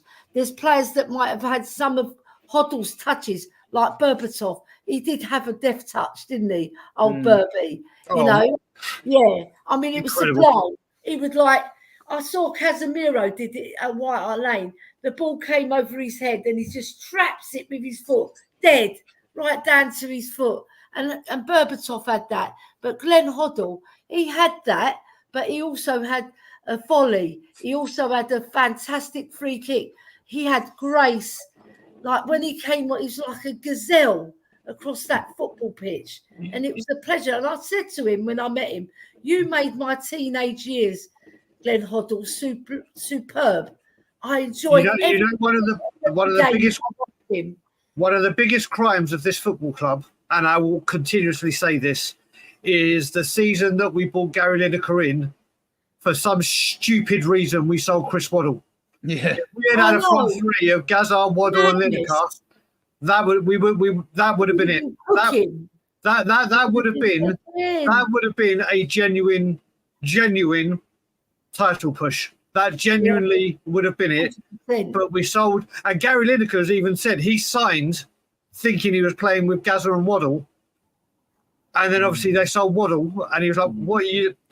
That was one of the biggest crimes of Tottenham. Listen, since I've been a Spurs fan, and I'm including Levy, one of the biggest crimes this football club did was way before Levy came, and it was selling Waddle when we had Gazza and Lineker, because that would have been it. That would have been it. You got Gazza coming through the middle or on the right, wasn't he? Gazza mostly in the middle, like he was a central attacking midfielder most of the time, wasn't he? But where he wanted. He roamed. He just went. He picked up the ball on the left, the right, whatever. Wherever Gazza was, there was going to be magic. And although this player was unsung, whose career didn't go as well as it did at Spurs, don't forget we also had Nicky Barmby at the time, who was playing. Mate. And he went and he had a lot of differences with his family, because his family objected to the fact that he was going out with a divorcee, and so then I think he was influenced by her more than everything, and I just think he didn't do his career no favours by leaving Spurs, because he was in the right setup at Spurs to suit his game. This first 18 months, he was like the hottest thing in football. His career went downhill when he wanted to go back up north because he was homesick. And listen, you can't fault people for that. Listen, if you're homesick, you're homesick. All right, he had a very cushy job, but if all your family up north and you're as a young kid down south, it's going to affect you. But even at Liverpool, Everton, Middlesbrough, none of it was as good as when he was at Spurs. He was unbelievable with Sheringham. Unbelievable. There were so many good combinations at Spurs, like Ericsson and Dele Alli was a fabulous one as well. And then you've got so many other connections throughout the years. But then you've got your maverick players who they play for the team, but they play for themselves as well. And I would put Ginola in that box, because just watching his hair fly while he was going on the run. That goal against Barnsley, what a great goal. I would even say, I know this may sound controversial, lads, but I'd say that was better than Ricky Villa's goal, because he took it from the halfway line. Whoa. Well, the Klinsmann Sheringham partnership took some beating. I said it was Adrian, controversial. I have said this before, and I'll stand by this, and I will die on this hill. If Sheringham Klinsmann had the same amount of time as Son and Kane did, Sheringham and Klinsmann would have been, like how Son and Kane are the highest Premier League combinations. If Klinsmann and Sheringham had the 6-7 years together rather than the one, they would have been a million miles better. Yeah, they both have such good football brains, you see. They both have such good football brains. Brilliant. If someone said to me right now, to start next season, let's say we're playing with a 2, you could have Sheringham and Klinsmann in their peak. Their peak is ready to go, or Son and Kane. I am picking Klinsmann and Sheringham every single time. Every single time. And I'll probably get some, not heat, but people will say, no. But believe me, if people were around and saw Sheringham and Klinsmann, what they did in one season, there was no, we got time to develop our relationship. And everywhere, even when Klinsmann went to Bayern Munich, he said, what strike partner can we get to go? He said, go get me Teddy Sheringham. Obviously, Sheringham didn't go. Yeah. Teddy Sheringham and Klinsmann were one of the most devastating strike forces I have ever seen. Ever. Klinsmann turned round, and we know it because it's when you belong to a tribe and it's in your DNA and it's in your blood and everything else. And that got into Klinsmann as well. His famous quote, he said, there's something unique about this football club. And that sentence says it all. You know, it's in the ether. You can't sort of describe it in words, but it's just in the ether. You have to be a Spurs fan to know. It's special. It's you just pull up that cockerel. They say, you know, when Arsenal fans say it's a chicken on a ball. No, it isn't. It's a cockerel on a football. Get it right, Arsenal fans. Yeah, and we're proud to have that cockerel on top of our football, because it depicts that we're a football club. You know, we've got a football in our... I don't think we're one of the only teams that have got a football with a chicken. They say it's a chicken. So, it's a cockerel, right? So don't call it a chicken, Arsenal fans. As this is an Ange podcast, right? Do you two think he's going to give our academy players a chance? He's got 6, obviously, pre-season games. And then you might have dead rubbers in Europa League. If we go strong, we should forget the FA Cup, park it. That's January. It's January. 6 rounds in January. We've got a long way to go before we even have to think about that. So, do you think he's going to do that? Yeah, I think so. I think he's going to give the kids a chance, because those kids are special as well. They're not just also-ran kids. They've got something about them, like Jamie Donnelly. You've got Mikey Moore. You've got Alfie Devine, who Brian absolutely adores. He could be the next Gazza, this boy. You know, if he can fill half of Gazza's boots, he'll be doing well, right? And there's other players. I like Niall John in particular. I think he's a very, very good player. Didn't have a good crack out with Charlton, did he? No, he didn't really. You know what? When we put our players on loan, they haven't really done that well, right? And they haven't been given a full chance either. But there's so many other players, like as soon as up Bell, there's Santiago, Diego Santiago. There's many players that are going to make the grade. Like Dane Scarlett, I think he's going to make the grade at our club. I know there's a lot of... Tyrus Hall, the next Moussa Dembele. Tyrus Hall, yeah. There's so many players coming through. They have to be given a chance. And I can't wait to see them ply their trade, you know, and make a name for themselves. And whoever makes it, they're going to be the strongest ones who are going to get into Ange Postecoglou's setup and make an impression. Over to you, Brian. Yeah, listen, when it comes to youngsters, I keep a regular eye on the youngsters. You mentioned Alfie Devine. Alfie Devine is someone that I have been speaking about ever since I've come on YouTube, and it's been about 3 years now. And cheers, Tequila, brother.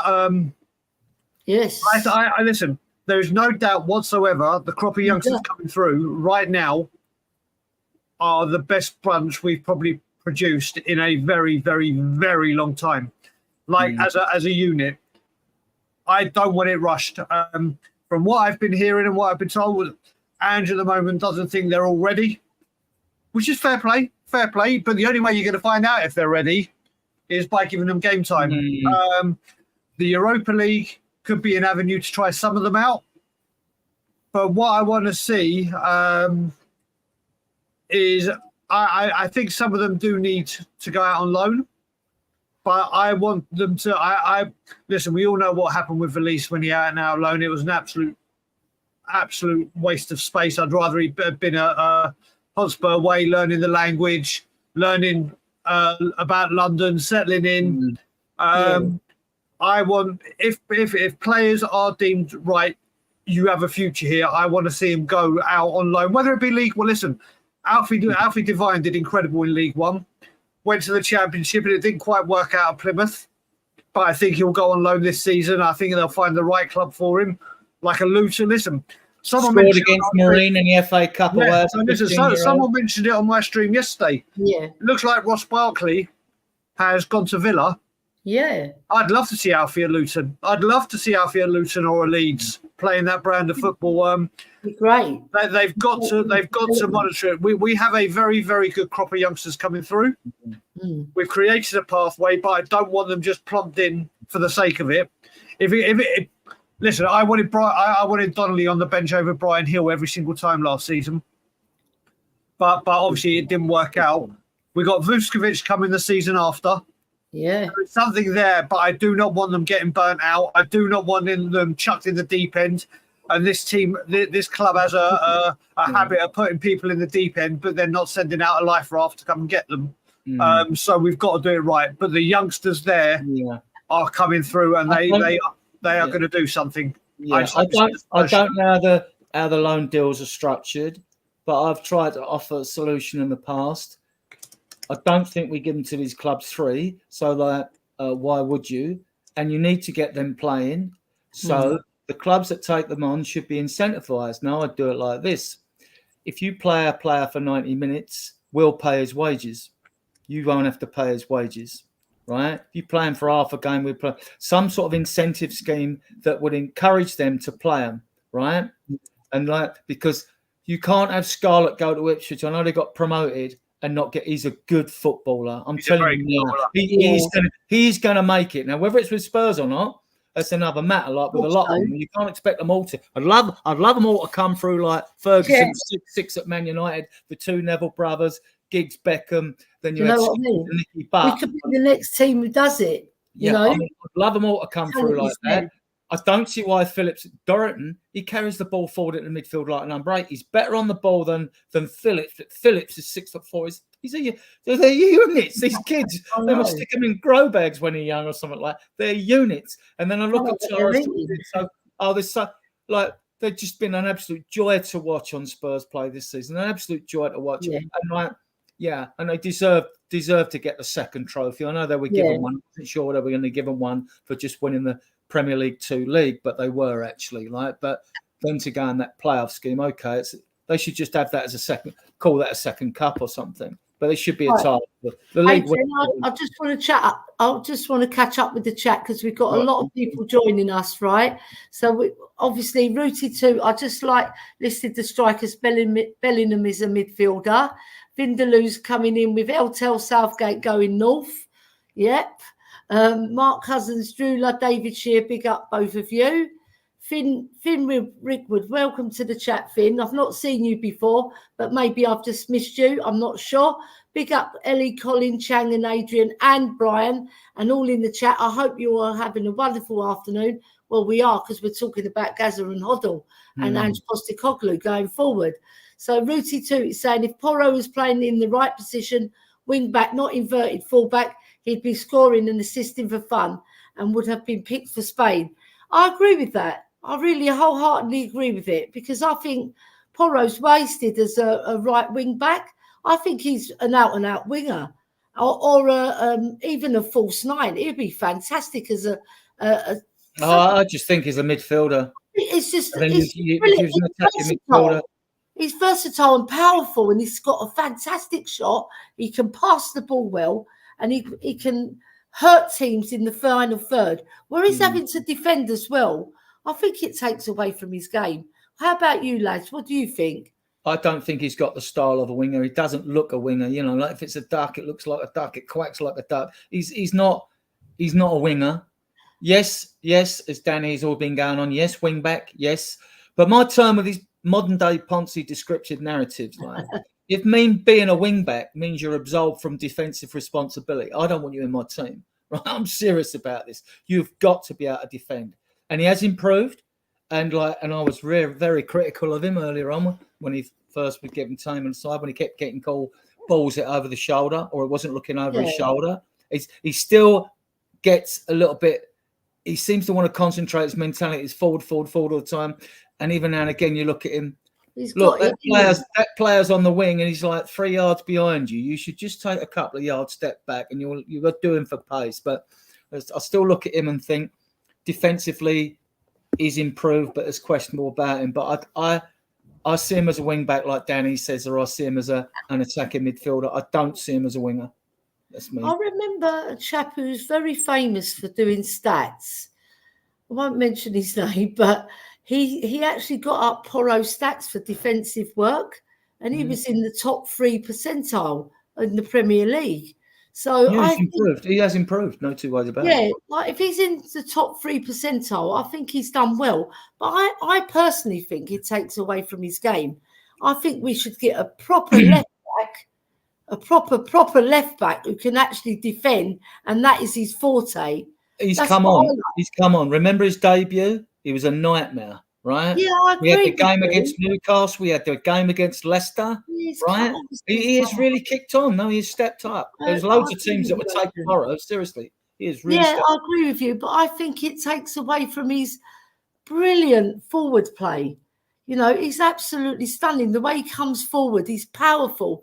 He gets forward and he links up play well. His passing, We got all Maddison. right, his passing wasn't always good, But- always good this, but when it is on point, that ball that he did to Richie for Newcastle, that was pinpoint, you know, and he's got that in his locker. And I think he's so knackered from doing defensive work that it does take it away. I'm of old school. I like a proper left back and a proper winger or someone who's inverted and joins the midfield. Yeah. But we got Maddison. I'm old Ellie, school. we got Maddison, who we sort of let him be absolved from defensive responsibilities. You can't do that with Porro on the team. Not in the game it is today. Players have to have an all-round skill set. You don't need to. But It's under going to Ange's obviously system, help. if he plays It's 2/8 obviously with a any player 10, would help.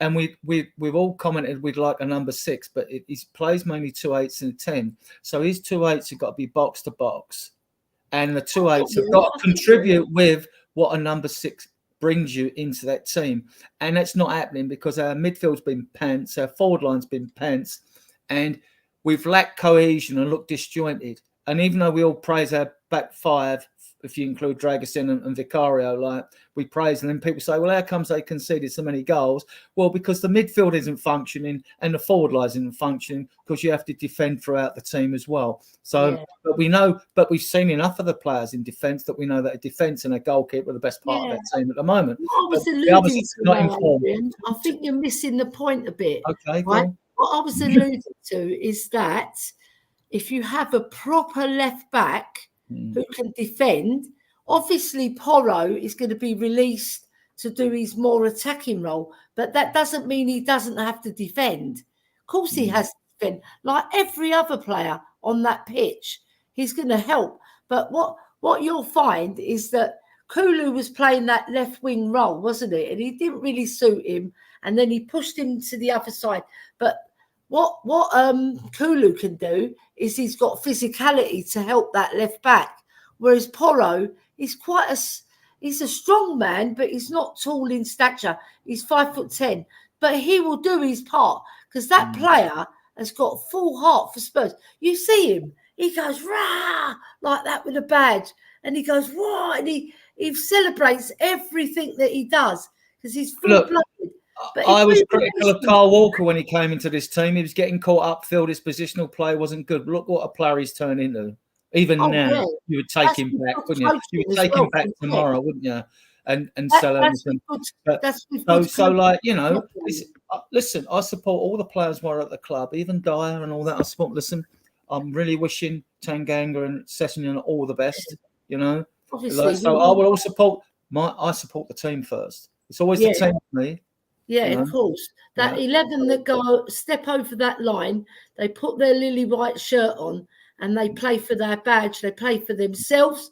Like Ange Postecoglou said, you mustn't let me down. You can let me down, sorry. You can let the fans down, but don't let yourself down. But I would actually caveat that, Mr. Postecoglou.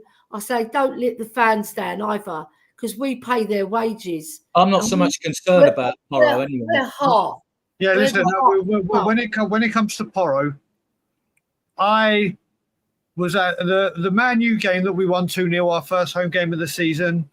I was at a Levy Out protest, which we finished early because the Trust did their massive one protest for their thing. And I was with Ben and Simeon for We Are Tottenham TV and another couple of people. And when I saw Pedro Porro had replaced Emerson at right back, I dropped to my knees and went I went mad going, Porro can't defend, Porro ain't a right back, Porro. But you know what? Again, I will always say when I'm wrong, boy, was I wrong. Boy, was I, for me, he's the most improved player at the football club without any shadow of a doubt. And for me, I don't care where Pedro Porro plays as long as he's playing now. You see when he is out, and then mainly that's because we haven't got a decent backup for him. When he's out, he is he's a huge miss. And you mentioned the Newcastle pass. Elliot, I'll go back even further to the Burnley game that I spoke to you about. Go look at that pass for Son's hat-trick. Oh, my God. Go look at that. His passing range. I think he can play better on the wing? I think he can. But for me, I think Pedro Porro should be one of the first names on the team sheet. The passion, the desire, the commitment, everything he's got. He had that in abundance anyway. That's his character, his nature. But the way he has developed his game this season, you got to remember, he might get caught out in defence, but like Ange Postecoglou has said with Yves Bissouma, I've told Yves Bissouma to do this. I've told Yves Bissouma, like the Man City game, he's doing what the manager is asking. Big up Vindaloo, brother. So when we're going to be exposed at right back or left back, no matter who plays there, even if we sign a defensive right back, he is going to be asked to get forward and play inverted. He's going to get caught out. So for me, I don't care where Pedro Porro plays. All I care about is that he is playing because he is vital. Yeah. Well said. We have more important holes to fill and fix, especially the Maddison and Bissouma drop off. I think Bissouma's more under threat of being kicked out of this club at the end of next season if he doesn't step up. Maddison, he will come back into form. He's got such a wide-ranging skill set and admittedly, Bissouma and Maddison did improve in the last couple of games we played. I did see signs of Bissouma. I see signs of Bentancur, who's my favourite midfielder. And actually, Assar was our best midfielder last year. So I've seen signs there, but when people talk about old players and they make excuses for them, no, Maddison, step up. Yeah. You don't need another player alongside you. You need to step up yourself. Bissouma, you need to step up. And Bissouma, I think, in his position, way below their form. Fans have said he can be a bit lazy at times during seasons. Well, I don't know because I never watched him play all the time against Brighton, right? Yeah. But we need competition for places in this squad. Definitely. Players then know they've got to step up. There's too many players in this squad. I've said it. When fans talk about leaders in a team, it's not about leaders. Right? One, you should be self-motivated. It's not about captains on the field. I mean, back in the day it was. Now it isn't. What it is with Spurs is a lack of aggressive players. You get an aggressive player's a winner. He's the one who's having a tug-of-war on the touchline with someone trying to grab the ball when you're not sure who's got the throw. Right? Yeah. He's an aggressive player. He's got the egg yellow card. Doesn't bother me if we pick up yellow cards for the right reason, not diving or dissent and stupid things like that, right? So that's okay with me. Aggressive players are naturally winners. Yeah. When you look at the Spurs squad, 25 players, it's the wrong mix. You've got Vicario shown a bit aggressive against Liverpool lately. Dragison's shown it. We know Romero and Van der Ven do it. Not so much Udogie or Porro. I haven't seen, although Udogie's very aggressive going forward. Then you've got Bentancur and Richarlison. That's it. If you could pick 8, but it should be the other way around. Out of your 25 players, 2/3 of them should be aggressive. You can have passive players that are winners. I'm not saying they're not, but you need who are the ones in our midfield going to dig us out of a hole when it goes against us. Right, we are bringing on Højbjerg and Skip at times in games. Ellie, I know Højbjerg is a fan of Højbjerg and that. He's done very well when he's come on most of the time. Because Ange just realised, like Bissouma and Maddison, it ain't happening. Right, Sarr can't do it all on his own at his age. Right, and he gets loads of credit in the bank from me. I think he's going to be a fantastic. Do you know what it is? Do you know, Adrian? Do you know what it is with Bissouma and Maddison? Right, they're type of players. Right, they're not always consistent at their previous clubs either, because I was looking at their stats. In terms of their goal contributions, Maddison is far better than Bissouma. Bissouma is a very good player, but he's not consistent. And I was talking to 2 Brighton fans, and they said, you're going to find out the real Bissouma that we see, right? Because we see him lacking. But when he's on Match of the Day or when his highlight reel comes up, he looks like a perfect midfielder. But I'm not picking him out in particular because he has had good games and he has had excellent games for us. But then he dropped off. Soon as he did that thing against Luton and then he went to the AFCON, came back, he had malaria. So, you can forgive the boy for 3 suspensions this year, which is not. Yeah, and 3 suspensions, one against Newcastle, one against Luton. I can't remember the other one.